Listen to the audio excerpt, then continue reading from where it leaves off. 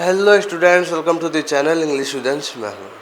तो आज हम डिस्कस करने जा रहे हैं जी अपनी class 12th English compulsory Rajasthan board RBSE board में जो आपके सिलेबस में पोर्शन दे रखा है शॉर्ट कंपोजिशन। ओके, तो शॉर्ट कंपोजिशन में आपके 4 टॉपिक्स हैं: notices, invitations, arguments and advertisements. Okay, ये 4 टॉपिक्स हैं और ये आपके जो शॉर्ट कंपोजिशन वाला पोर्शन रहता है ये 4 मार्क्स का रहता है आपकी एग्ज़ाम में।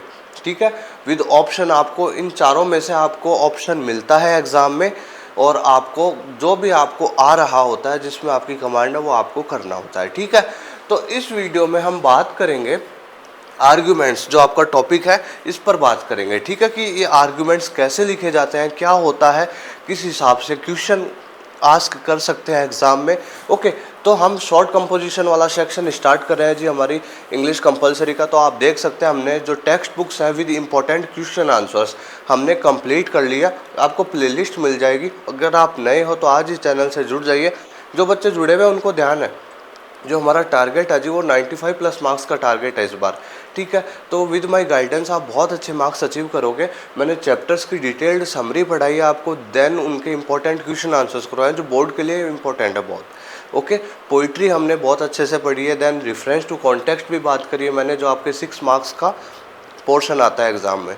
फिर इंपॉर्टेंट क्वेश्चन आंसर्स भी कराएं पोएम के। विस्तास जो बुक है आपकी बहुत अच्छे से पढ़ाई है with important question answers.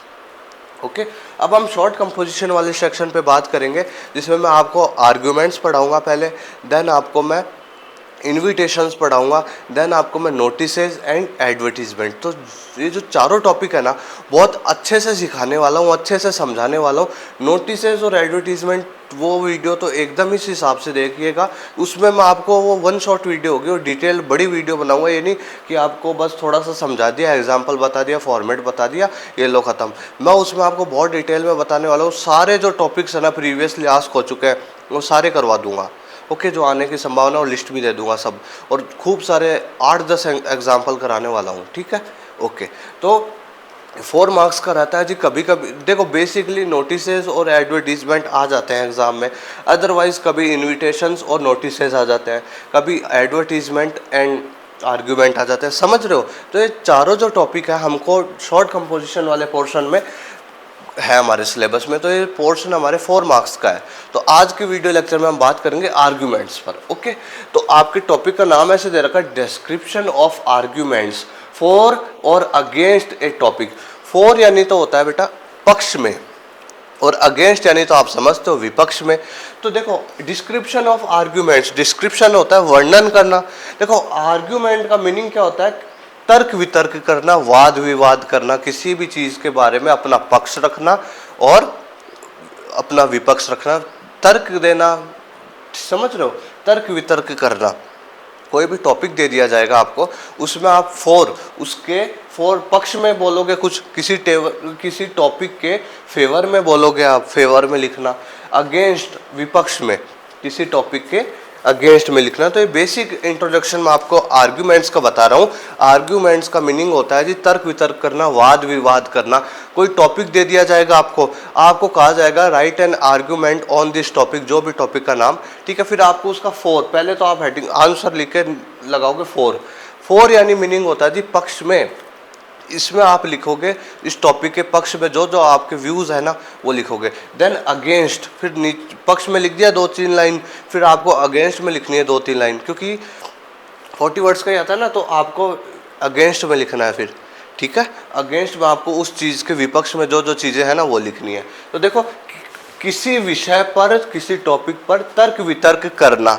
Okay, description वर्णन करना। ठीक है, किसी टॉपिक पे आपको वर्णन करना है, उसमें अपने व्यूज बताने हैं। फॉर में तो आप बताओगे अपने पक्ष में, उस टॉपिक के पक्ष में बताओगे कि इसके पक्ष में ये चीज़। एग्जाम्पल कराऊंगा मैं आपको, 2 एग्जाम्पल कराऊंगा। ठीक है, और अगेंस्ट जिस उसके प्रति आपकी क्या क्या विपक्ष में जो धारणाएं है ना वो लिखनी है। ठीक है, तो ये समझ आ गया आपको आर्गुमेंट्स का बेसिक इंट्रोडक्शन। अब हम बात कर लेते हैं एग्जाम्पल पर। देखो क्वेश्चन ऐसे आएगा आपके, देखो right what you want to say for और against the topic. Homework to students shouldn't be given. भाई आपके क्वेश्चन आ गया व्हाट यू वांट टू से, भाई आप क्या कहना चाहते हो फॉर फॉर यानी पक्ष में, और अगेंस्ट द टॉपिक, आप इस टॉपिक के पक्ष में और विपक्ष में क्या कहना चाहते हो। टॉपिक का नाम दे दिया जी, homework to student shouldn't be given, कि बच्चों जो स्टूडेंट्स है ना इनको होमवर्क नहीं देना चाहिए भाई। तो इसके पक्ष में आपकी क्या राय है, विपक्ष में क्या राय है।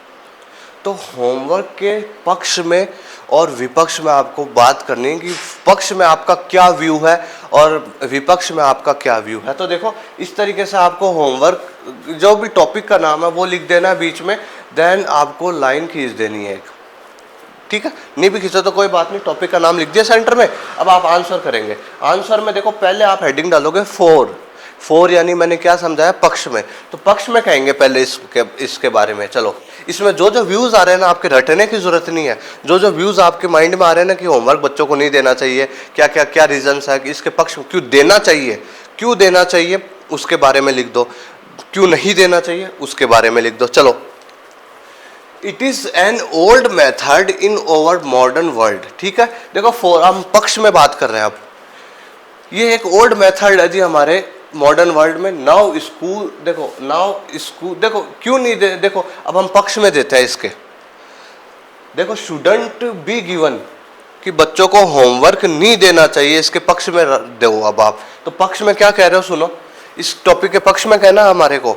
देखो it is an old method in over modern world now, ठीक है। ये एक ओल्ड मेथड हो चुका है यार मॉडर्न वर्ल्ड के हिसाब से, आधुनिक टाइम के हिसाब से। देखो now school hours are already long, यार स्कूल आवर्स भी कितने ज़्यादा लॉन्ग हो चुके हैं आजकल, पता है ना आपको।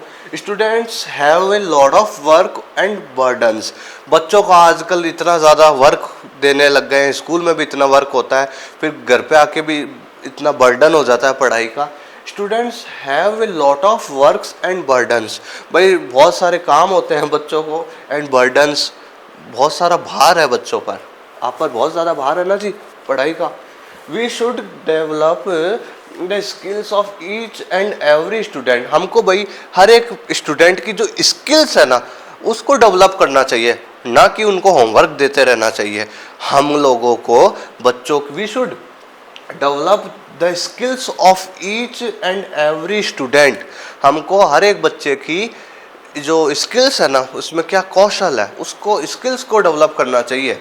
इंस्टीड ऑफ होमवर्क्स, इस होमवर्क को देने की बजाय, समझ रहे हो।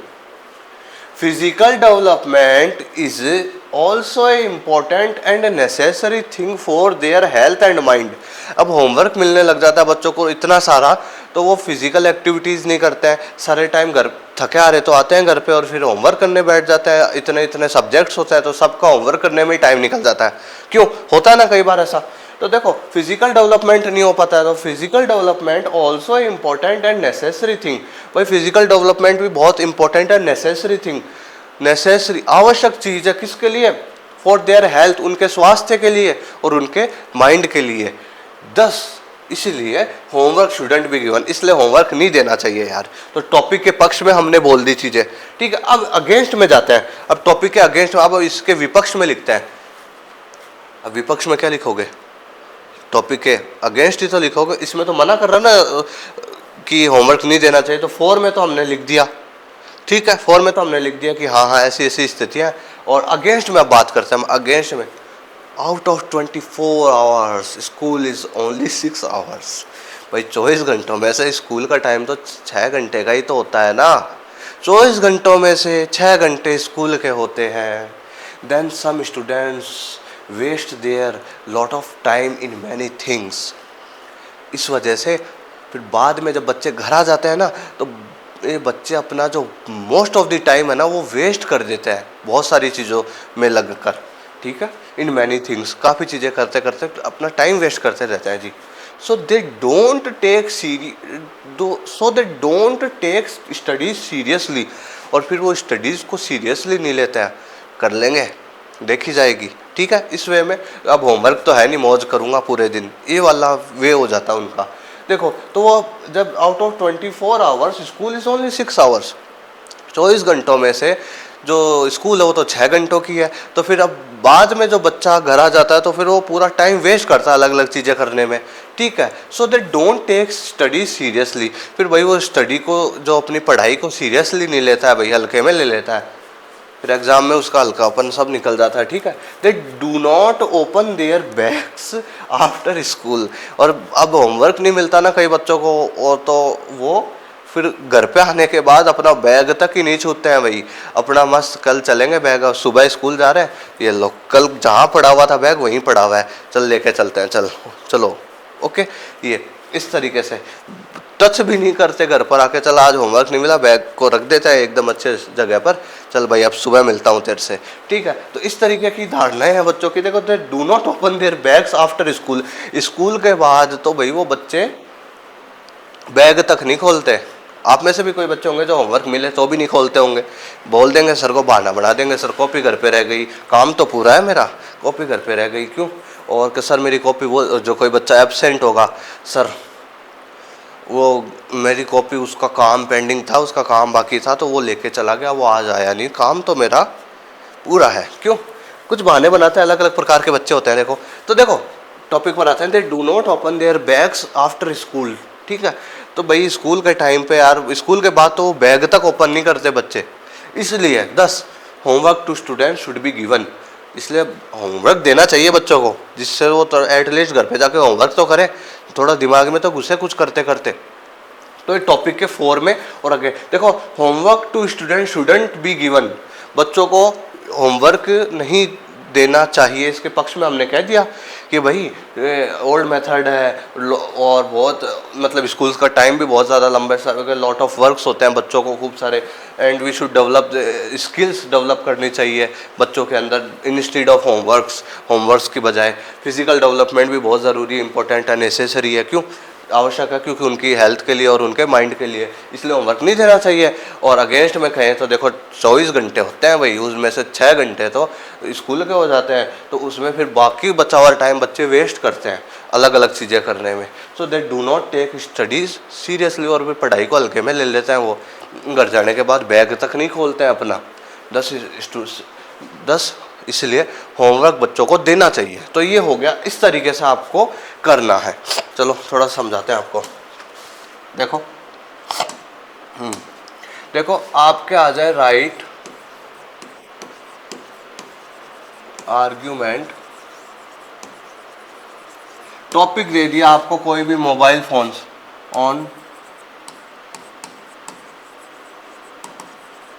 ठीक है, मोबाइल फोन। अगर ऐसे आ जाए ना तो आर्ग्यूमेंट में अब दोनों चीजें आ गई, जिसमें आपको फॉर भी लिखना पड़ेगा, फॉर उसका पक्ष हो गया, और अगेंस्ट भी लिखना पड़ेगा,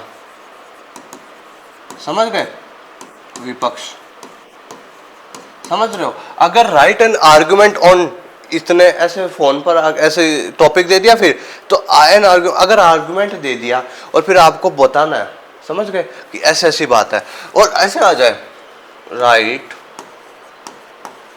एन आर्ग्यूमेंट, ठीक है, आ जाए argument for, okay, the topic, जैसा आ जाए मोबाइल फोन। तो इसमें आपको क्या करना है जी, इसमें आपको क्या करना है, इसमें आपको सिर्फ फॉर आया है ना, सिर्फ फॉर, तो आपको इसके सिर्फ पक्ष में लिखना है और अपना मैटर खत्म कर देना है। आपको हेडिंग लगानी है मोबाइल फोन्स, मैंने जैसे बताया आपको, ठीक है, ठीक है, ऐसे हेडिंग लगाई। अब आंसर लिखा और आंसर में फॉर लगाया, इसके बारे में जो भी चीजें हों वो लिख दो, अगेंस्ट लिखने की जरूरत नहीं है। अदरवाइज ऐसे आ जाए फॉर की जगह आ जाए अगेंस्ट, समझ रहे हो, सिर्फ आ जाए कि right an argument against the topic mobile phones. तो आपको क्या करना है, मोबाइल फोन्स का हेडिंग डाली, आंसर लिखा, फॉर की जगह अगेंस्ट, समझ गए, और अगेंस्ट में जो जो बातें हों वो सारी लिख दो, ये लो खत्म, समझ गए। क्वेश्चन में आपको लिखा हुआ मिलेगा, डोंट वरी, घबराइए मत कि मैं क्या कह रहा हूँ, ये चीजें आपको क्वेश्चन में मेंशन होगी। ज्यादातर मान के चले आपको सिर्फ ऐसे लिखा हुआ होगा कि राइट एन आर्ग्यूमेंट, जिसमें आपको पक्ष में और उसके विपक्ष में दोनों में लिखना होगा। अदरवाइज इस तरीके से भी आस्क कर ले अगर कि भाई इस टॉपिक के पक्ष में, सॉरी कि हाँ इस ओनली इस टॉपिक के फेवर में लिख दे ये चीज़, समझ रहे हो, तो वो आपको फिर उसके फेवर में लिखनी है। अगेंस्ट में जब क्वेश्चन में पक्ष के लिए पूछा है तो अगेंस्ट में लिखने की क्या जरूरत है। क्वेश्चन में सिर्फ ऐसा आ जाए आर्ग्यूमेंट, तो अब आर्ग्यूमेंट में तो दोनों चीज़ें होती हैं, फॉर भी होता है और अगेंस्ट भी होता है। अब सिर्फ आ जाए कि right an argument for the topic, पक्ष में इस टॉपिक के, तो आपको सिर्फ फॉर में लिखना है, उसके पक्ष में लिखना है। Right an argument against the topic mobile phone, सिर्फ उसके अगेंस्ट में लिखना है। तो समझ में आ गया आपको। तो इस तरीके से आपका ये हो गया, समझ में आ गया आपको। देखो अगर से फॉर और अगेंस्ट द टॉपिक, पक्ष में और विपक्ष में इस टॉपिक के, ठीक है, तो इस तरीके से हो जाएगा। अब हम चलते हैं next, mobiles are useful for students, ठीक है। अब आपको दे दिया जाए मोबाइल, अब तो इसके पक्ष में लिखना है, तो आप सिर्फ पक्ष में लिख के खत्म करोगे क्वेश्चन में जितना आस्क हुआ है। अगेंस्ट में पूछेगा तो अगेंस्ट वाला लिखकर खत्म करोगे मैटर। दोनों अगर सीधा लिख दिया आर्गुमेंट लिखो तो आपको दोनों लिखना है, ठीक है। चलो फोर में चलते हैं। देखो mobiles are useful for students, जो मोबाइल्स है ना वो बच्चों के लिए क्या है, यूजफुल है, इसके पक्ष में लिखता है। चलो हम पहले देखो, mobiles are useful for students in this advanced world. भाई इस एडवांस्ड वर्ल्ड को देखते हुए देखा जाए ना तो मोबाइल्स बहुत ज़रूरी है आज के टाइम पे, यूजफुल है स्टूडेंट्स के लिए। Mobiles always keep student in touch with family and the school teachers. भाई ये स्कूल टीचर्स से टच में रखती है और फैमिली मेम्बर से भी टच में रखती है। कई बच्चे दूर होते हैं ना फैमिली से, तो वो फैमिली के साथ भी टच में रहते हैं एंड टीचर्स से भी टच में रहते हैं, कांटेक्ट में रहते हैं। क्यों? Many students take their classes on the online platforms. जिस तरीके से आप देख रहे हो, तो भाई बच्चे हैं ना जी, उनको कोई भी डाउट होता है, कोई भी चीज़ें समझ नहीं आती, तो वो ऑनलाइन प्लेटफॉर्म्स का यूज़ करते हैं, जैसे यूट्यूब पे आके पढ़ने लग जाते हैं, समझ रहे हो। तो बच्चे क्लासेस लेते हैं अपने, okay. It makes study easier to students, और ये भाई इसने स्टडी को ईजियर कर दिया है, थोड़ा आसान कर दिया है। क्यों? बच्चे अब ऑनलाइन आके पढ़ लेते हैं, देख लेते हैं, यूट्यूब पे कोई अच्छी वीडियो मिल जाती है तो आके देख लेते हैं, पढ़ लेते हैं, ठीक है, ईजी हो जाता है उनके लिए। They can get there notes, PDFs and other important study material on it. भाई उनको भाई नोट्स मिल जाते हैं मोबाइल फ़ोन में, उनको PDFs मिल जाते हैं, उनको अदर इम्पोर्टेंट जो भी वर्क स्टडी मटेरियल होता है वो मिल जाता है। It has a lot of knowledge of the world, और भाई पूरे संसार का नॉलेज भरा हुआ है मोबाइल फ़ोन में अगर उसको सही तरीके से यूज़ किया जाए तो। क्यों भाई? So that every person can get extra knowledge from mobile phone. तो भाई हर एक इंसान को मोबाइल फ़ोन्स के थ्रू एक्स्ट्रा नॉलेज मिल सकती है। तो ये तो हमने लिख दिया पक्ष में। अब लिखते हैं हम against. Mobiles are not useful for students, बच्चों के लिए सही नहीं है जी। Mobiles are the big distraction for students, सबसे बड़ा बिग डिस्ट्रक्शन है। क्यों डिस्ट्रक्शन है? भाई बच्चे डिस्ट्रैक्ट होते रहते हैं, इधर सोशल मीडिया पे कुछ क्या कर रहे हैं, कोई गेमिंग कर रहा है, कोई सोशल मीडिया पे चला हुआ है, कोई रील देख रहा है सारे टाइम, तो डिस्ट्रक्शन है बहुत ज़्यादा। देखो देखा जाए तो बिल्कुल सही बात है। Students playing games and spend their most of the time. भाई बच्चे गेम खेलते रहते हैं और कोई बच्चे रील देखते रहते हैं और भी कुछ करते रहते होंगे, तो अपना व्यू देना, सीधी सी बात है। Most of the time they do not take studies seriously, और स्टडी को भी सीरियसली नहीं लेते हैं। They use social sites and apps and become addicted, और वो भाई वो सोशल साइट्स है ना, जो सोशल साइट्स को और जो सोशल ऐप्स है ना, इंस्टाग्राम हो गया और जो ऐप्स हो गए, इन पे सारा टाइम वेस्ट करते रहते हैं और एडिक्टेड, इसके एक तरीके से हैबिचुअल हो जाते हैं, इनको आदत पड़ जाती है, एडिक्टेड हो जाते हैं इन चीज़ों से। They lost their interest in study, सही बात है जी। फिर वो अपना इंटरेस्ट है ना पढ़ाई से हटा देते हैं, भाई उनका ख़त्म हो जाता है पढ़ाई में इंटरेस्ट। मोबाइल्स मिसगाइडेड दैम, सीधी बात है, तो बच्चों को गुमराह करता है मोबाइल। तो ये इस तरीके से आपको लिखना है फॉर और अगेंस्ट में। मोबाइल फोन, देखो right an argument on the topic mobile phones are useful for student, दोनों चीज़ें हो गई। Right an argument for the topic mobiles phone are useful for students, तो बस 4 पे लिखोगे। Right an argument on the on against the topic, right an argument against the topic mobile phones are useful for students, इसके against में लिख दोगे, बात खत्म। आर्गुमेंट लिखा हुआ आएगा तो दोनों चीज़ें लिखनी है, फॉर आएगा तो पक्ष में लिखनी है, अगेंस्ट आएगा तो विपक्ष में लिखनी है, ठीक है। तो समझ में आ गया। तो देखो इसमें फिर भी मैं आपको कुछ टॉपिक्स बता देता हूँ जिनको देख लीजिएगा। बाकी देखो किसी भी टॉपिक पर आ जाए, इसमें कोई ये चीज़ें हमारे हाथ में नहीं है कि ये टॉपिक बता दिया आपको तो इन्हीं में से आ जाएगा ना भाई। कोई भी टॉपिक पे दे दिया जाएगा, किसी भी टॉपिक पे, फिर आपको उसके फोर में अपना पक्ष रखना है, उसके बारे में जो आपका व्यू है ना उसका वो लिखना है, अगेंस्ट में उसके विरोध में लिखना है। सीधी सी बात है जी। देखो कुछ टॉपिक्स देख लो, होमवर्क टू स्टूडेंट भी गिवन हो चुका है ये, ठीक है। Mobiles are useful for student, ये भी करवा दिया मैंने आपको, ठीक है। Cultural activities in schools are useful for students, जो कल्चरल एक्टिविटीज़ होती है ना, प्रोग्राम होता है और चीज़ होती है, ये बच्चों के लिए यूजफुल होते हैं। इसके लिए आ जाए कि इसके फॉर और अगेंस्ट में लिखो, तो आप लिख दोगे, फॉर में लिख दोगे जो चीज़ें, जो पक्ष में लिख दोगे, इसके विपक्ष में लिख दोगे कि टाइम वेस्ट होता है, ये होता है, वो समझ गए ना आप। Self study is a key to success, self study success की भाई की है भाई। क्यों? बहुत अच्छी बात है ये, आप मान के चलो कितना ही कहीं पढ़ लो, सेल्फ स्टडी बहुत ज़रूरी है। टेलीविज़न, टीवी पे लिख दो, इसके फेवर में लिख दो फॉर में, और अगेंस्ट में इसके उसमें लिख दो कि भाई टीवी देखते रहते हैं रियर, वो टाइम ख़राब होता है, इस तरीके से सारे टाइम। तो जो ख़राब चीज़ें हैं ना वो अगेंस्ट में लिखनी है, फेवर में जो अच्छी चीज़ें हैं वो लिखनी है, बात खत्म। हेल्थ इज़ वेल्थ, ठीक है, स्वास्थ्य ही धन है। इंटरनेट पर आ जाए कि right N argument on the topic internet, अब आर्गूमेंट आया तो बस उसमें फेवर में लिखना, और फॉर और अगेंस्ट, फेवर और अगेंस्ट, ठीक है। और right N argument against the topic internet, ठीक है, उस पर आ गया। अगेंस्ट में बारे में जो भी इंटरनेट की बुराइयां वो सब लिख दो, और right N argument for the topic internet, इसमें पक्ष में लिख दो। आर्गुमेंट आएगा तो सिर्फ दोनों में लिखना है। सोशल मीडिया, ठीक है, सोशल मीडिया के उस पर लिख देंगे फॉर अगेंस्ट में।